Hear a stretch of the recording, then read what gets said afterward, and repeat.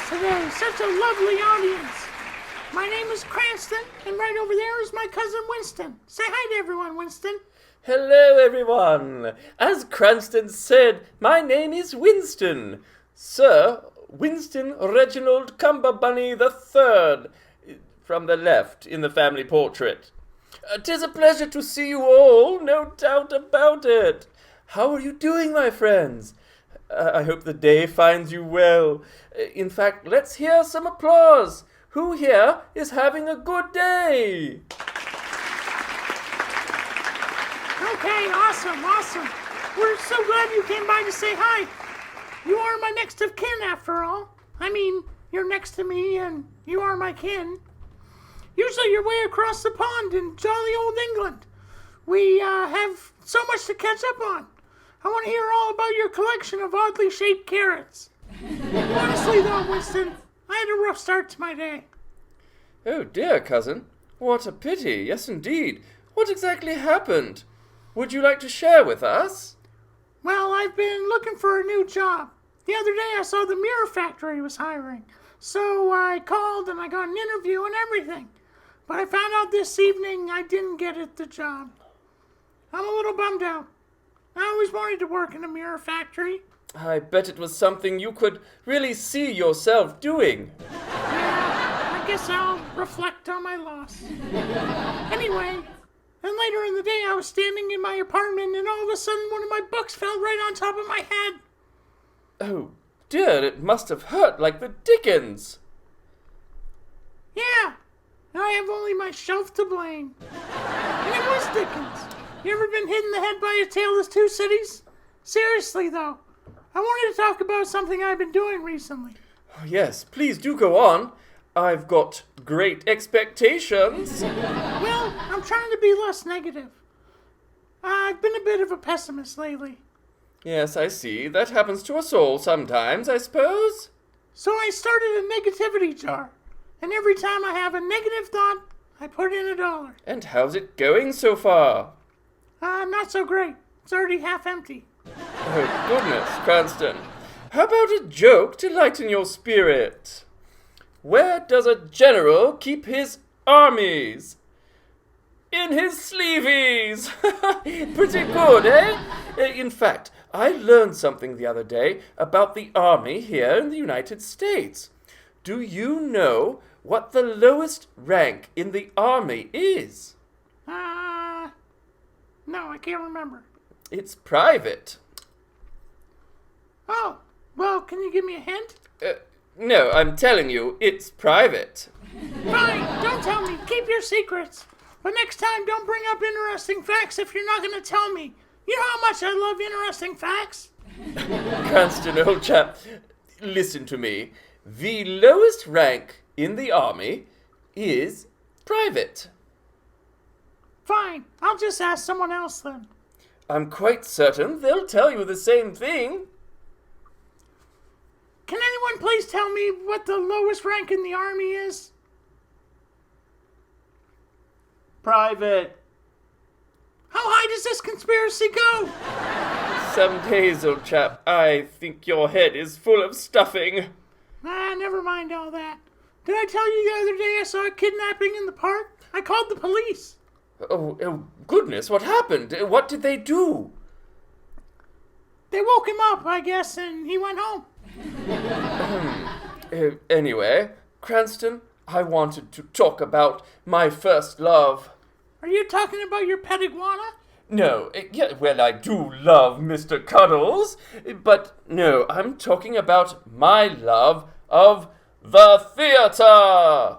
Oh, yeah, cool. I'm a bit of an actor myself. Oh, yes, but I am classically trained. I was in an all-rabbit production of The Phantom of the Opera.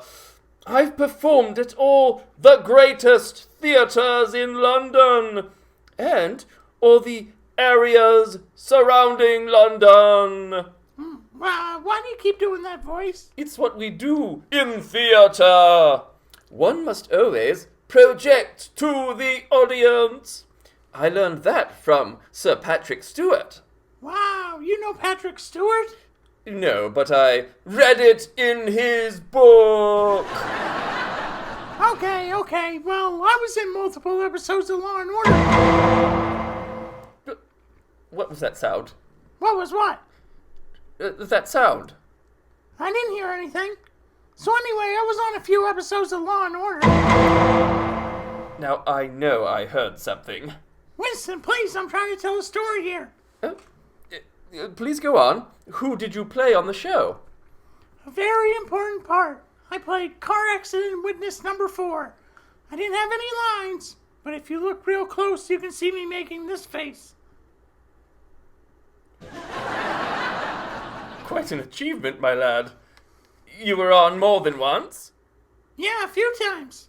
I also played victim in morgue. No lines, but I had to do this for 15 minutes.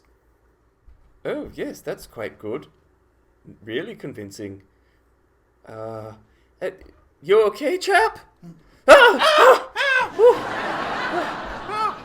Well, anyway, Ice-T won't return my phone calls. He taught me to never give up on my dreams, so I keep leaving him messages. You're friends with this iced tea bloke? No, but I read it in his book. You know what? We're not that different, you and me. You and I. That's what I said. No, you said... You know what? Never mind. Okay. Now, Cranston, let me get us back on track, if you don't mind. I'd like to perform an original song for someone very special to me, someone I consider a dear friend. When life starts to get you down, know that I'll always be around. You are always there for me, so it's very clear to see. You're first rate, yeah, you're my true friend. Make me feel great, ooh, when I'm on the mend. We're great mates, right to the end. Yes, you're the best buddy for me. Yes, you're the best buddy for me. Oh yeah, yes, you're the best buddy for me. And I don't know what to do without ya. Yeah. Wow. Thank you. I'm touched. I never knew you felt that way. Pardon? The song. That was awesome. It's about me, right? Your best buddy? Well, no, sorry, old chap. That song is about Mr. Cuddles, my iguana. Oh, I guess I read that totally wrong. No, sorry, cousin. Well, I wrote a song too. Oh, maybe you'd like to sing it for us? Yeah. This is about someone else I know too. Great. Okay, here it goes. You're the one I want to spend my days with. I'll remember you even when I'm famous. I'm so glad to have you here with me. When we're apart, do you start to miss me? You and me, a friendship that will last. If someone doesn't like it, then they can kiss my ass. Whoa, hold on. This is a family show. Although I do appreciate you wrote such a nice song about me. I'm truly touched. No, that was about Ice-T. I see. Just kidding, old chap. Of course it was about you. Oh, well, thank you, cousin. It's so good to be with my American family again. Speaking of family, I had a cracking conversation with me mum a few days ago. What conversation?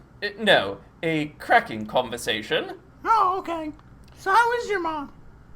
Well, she was throwing a wobbly because she was knackered by a cheeky prat at the calf when she went for a nosh of chips and a cuppa. She chuffed up when the sod quit faffing around and offered a free biscuit for the trouble. When she left, she had to leg it to a hackney. Oh. But realised she didn't have the quids to make it home. She walked to her flat and the lift was comped. What a kerfuffle!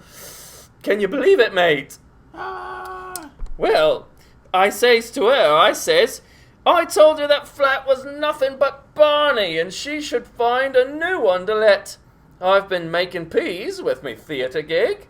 So I took her on the razz and got right balmy. the bouncer cheesed off at us and kicked me in the bahookie. We ended up getting a bevy at a bog-standard pub. It was a bit grim at first, but the dishy barista had a proper chinwag with Mum, which she thought was proper jammy. Quite a story, eh, mate? Well, actually, I don't even know what you just said.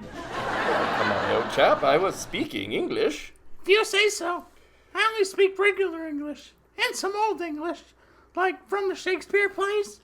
Oh, have you performed Shakespeare in the theatre? Well, yeah, a few times. I was in a one-rabbit production of Romeo and Juliet. I played all the roles. I was Romeo, Tybalt, Mercutio, and even Juliet.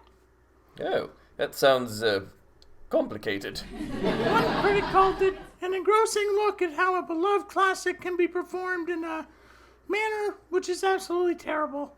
Yeah, I'm sure it wasn't that bad. Another critic said, I can't believe I'll never get the time back I spent watching that idiot. I took that one personally.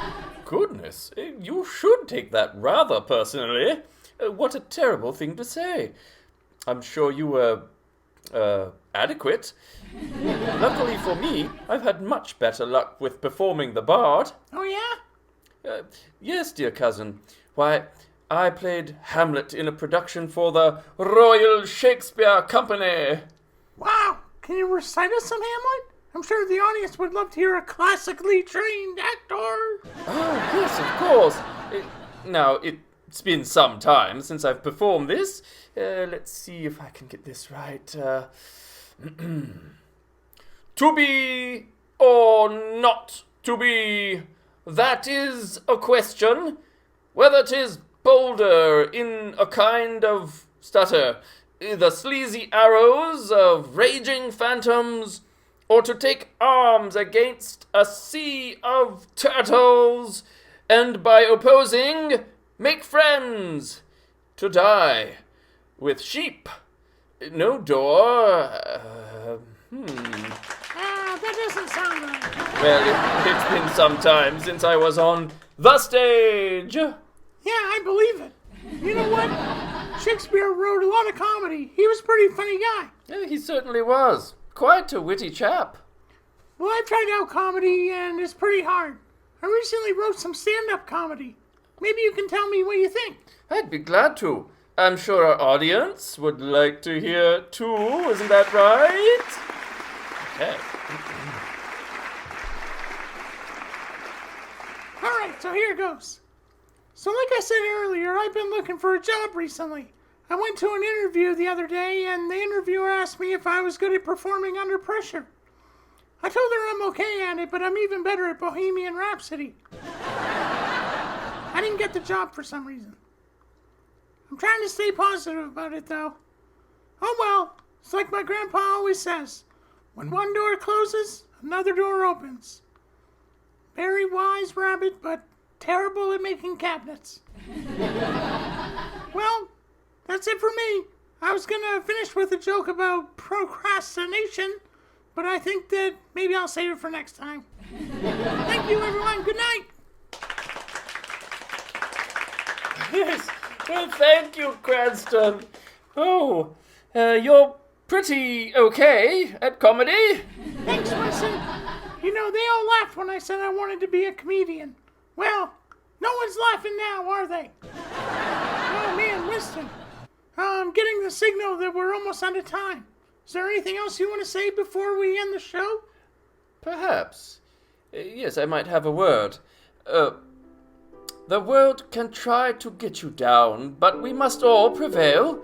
We must see the path before us and make a choice. We must choose kindness to ourselves, to our neighbors, our friends, families. We must be an example. We must be an example to our children that there is good in the world. As we part, I encourage each of you to take the path of goodwill and charity as we continue to face uncertain times. Thank you. And watch me in Law and Order Tuesdays at 9. I know you heard it that time. Heard what? All right. everybody.